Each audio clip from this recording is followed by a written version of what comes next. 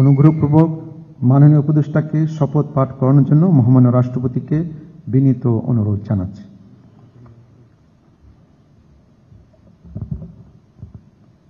বিসমিল্লাহির রহমানির রহিম। আমি ফারুকী আজম সশ্রদ্ধ চিত্তে শপথ করিতেছি যে আমি আইন অনুযায়ী অন্তর্বর্তীকালীন সরকারের উপদেষ্টা পদে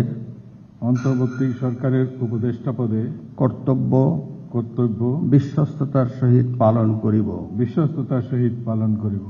আমি বাংলাদেশের প্রতি অকৃত্রিম বিশ্বাস ও আনুগত্য পোষণ করিব। আমি সংবিধানের রক্ষণ সমর্থন ও নিরাপত্তা বিধান করিব। এবং আমি ভীতি বা অনুগ্রহ অনুরাগ বা বিরাগের বশবর্তী না হইয়া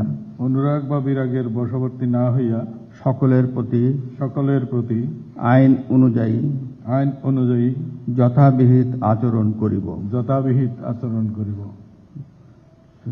এবার মাননীয় উপদেষ্টাকে গোপনতার শপথ পাঠ করার জন্য মহামান্য রাষ্ট্রপতিকে বিনীত অনুরোধ জানাচ্ছি।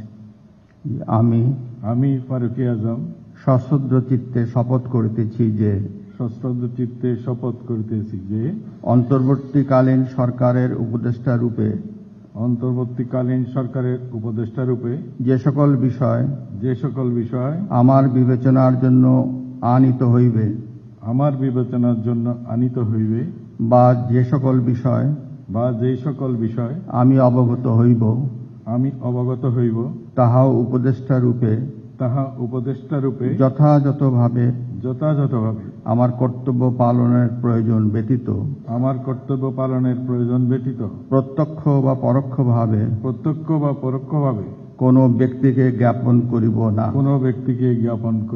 বা কোনো ব্যক্তির নিকট প্রকাশ করিব না।